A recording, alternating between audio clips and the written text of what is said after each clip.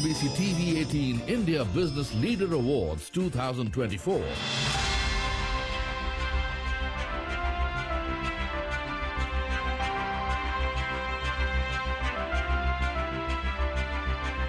Our next category, the Young Turks Startup of the Year. Priyanka and Harshil Salot, the co-founders of the sleep company.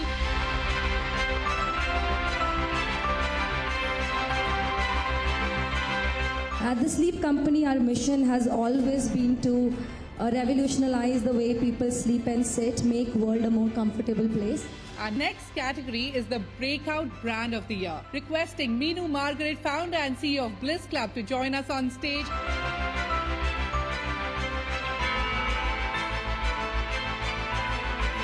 We launched with a single pair of black leggings, which we call the ultimate leggings. But in my head, I just thought that if I can just make that one product that's really amazing, which I can call the ultimate leggings, there'll be a lot of women who want to buy it.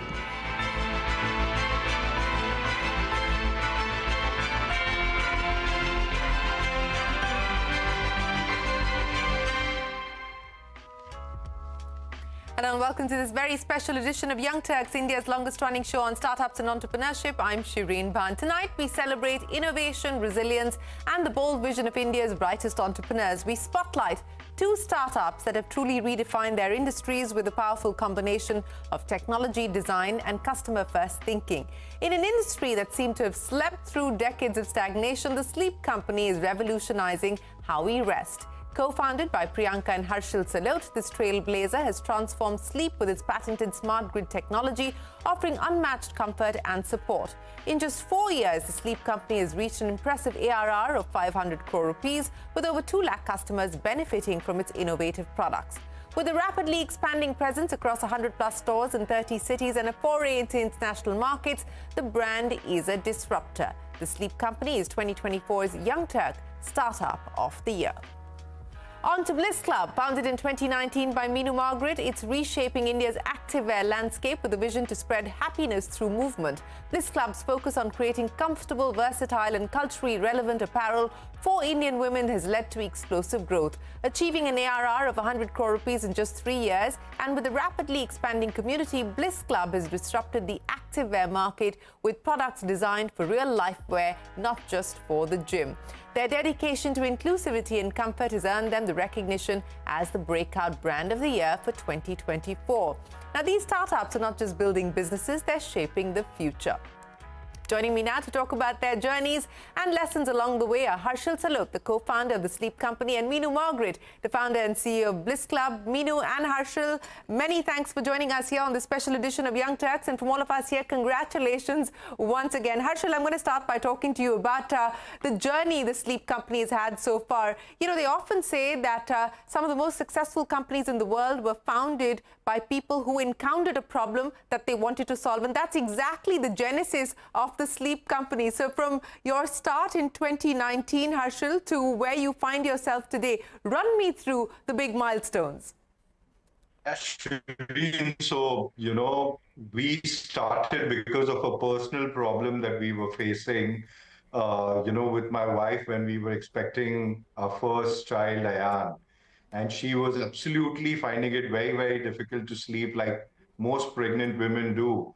And we, at that point of time, tried different products, and we realized that there was a huge gap in the industry and the product quality was not up to the mark. There were not too many shops where you could get a good experience, where you could get educated about the right product. And hence, we kind of took it to ourselves to really come up with a disruption. It took us about 1.5 years of very, very intense research before we could launch this disruptive technology, which we call the smart grid. It's our own patented technology, which we believe is the biggest disruption in comfort science. It's the only material which can be both soft and firm at the same time and can ensure that it can adapt to different body parts and give you amazing comfort. But at the same time, it can give you amazing spine support as well. So, you know, it's been 5 years. We started as a digital-first brand.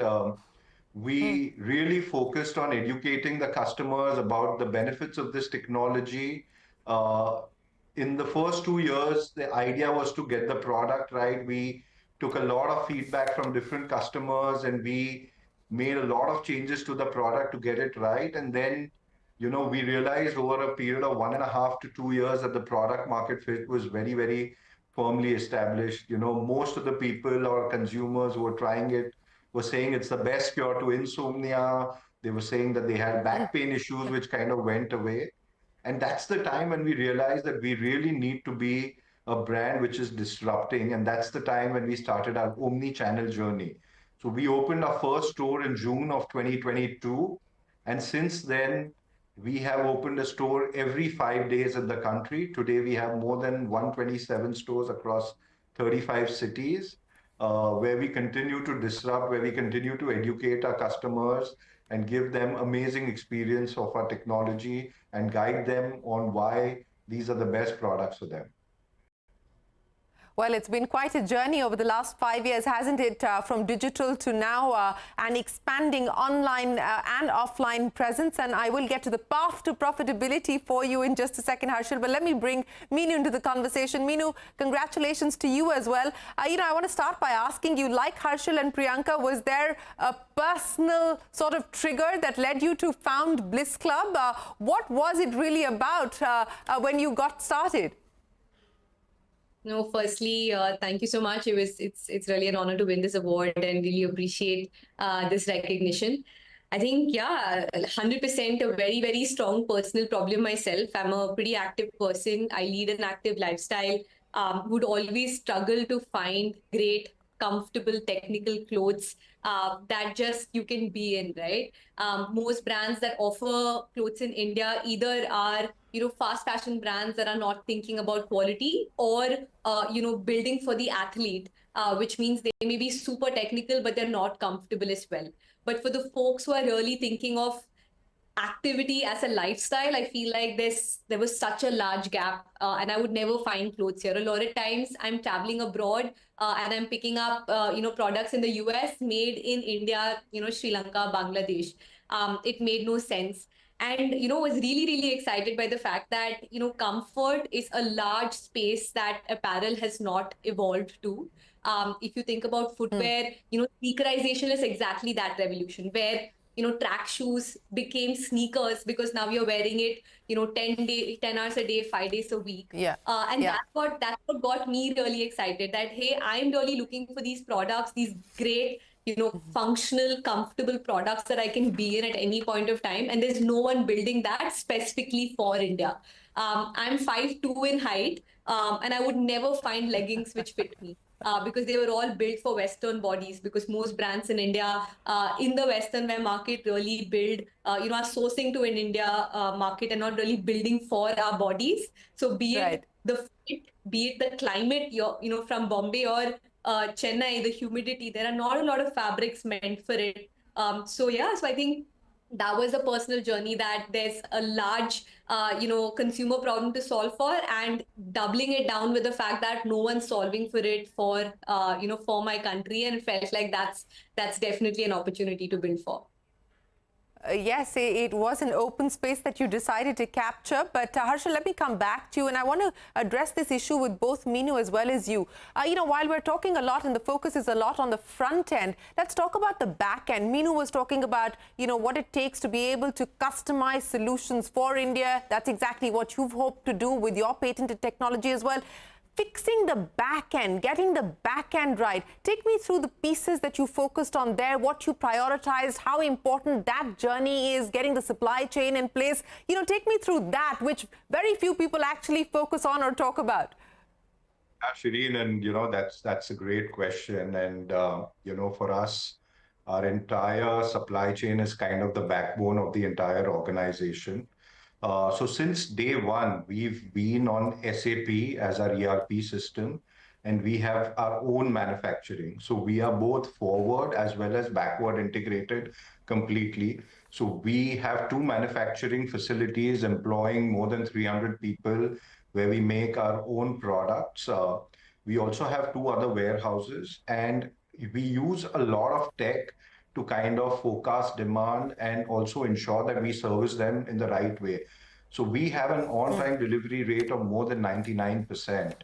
And we are able to send most products to customers within a period of 3 to 4 working days across the country through our factories and through our warehousing network.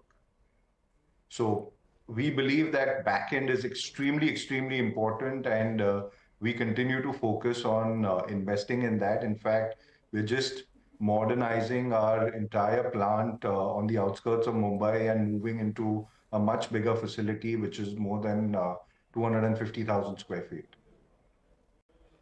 Well, what is the capex likely in the year coming up, Harshil, on account of the expansion that you foresee? Yeah, so Shereen, we've been, very lean in terms of our back-end capex. So I think the new plant would cost us about 15 to 20 crores of investment that we have. Okay. Minu, the same question to you. You talked about how you would see these brands where the manufacturing had actually taken place in India or Bangladesh or Vietnam. As you looked at starting Bliss Club, the thoughts on setting up the back end, manufacturing, where you were sourcing your fabrics, etc., from the pieces of that puzzle and how they came together, and what was the biggest challenge there?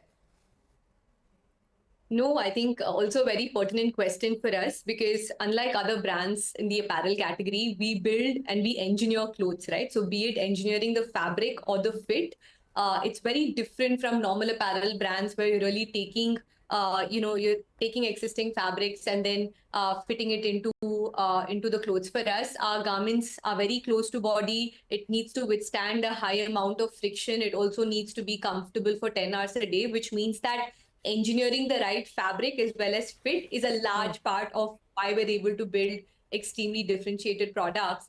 And for us, Shereen, the backend is not just manufacturing, it's also the internal team in terms of design, in terms of sourcing, in terms of quality. And this is a first challenge that we have faced, and I have faced personally as well, right? Unfortunately, a lot of, firstly, there aren't a lot of technical brands in India, definitely no homegrown brands. Whatever international brands exist don't have design teams or sourcing teams in India. So these are all designed in Germany or US or in other parts of the world, and they're just sourcing these products to India, which means that core sourcing, design, quality, talent in India is very, very limited. So building that, nurturing that, training that internally is, by the way, one of the biggest things that we've had to kind of work and achieve. And I'm super proud of the team that we have, because we work from designing to sourcing to quality to every part of the supply chain is something that we control in apparel. Secondly, coming to the go ahead. Yeah, so coming to the back end in terms of manufacturing, right? Given that these fabrics are really technical, it means that we don't have, we can't just go source it from anywhere. We have to engineer bottoms up these fabrics, which means that finding the right partner which can work with us at scale, being able to work closely with them through innovation and technology, something that we've had to kind of build over a period of time. So I think across from fabric to finished good manufacturing to internal talent, being able to grow all of that over the last 4 years is something that we have personally invested a lot in.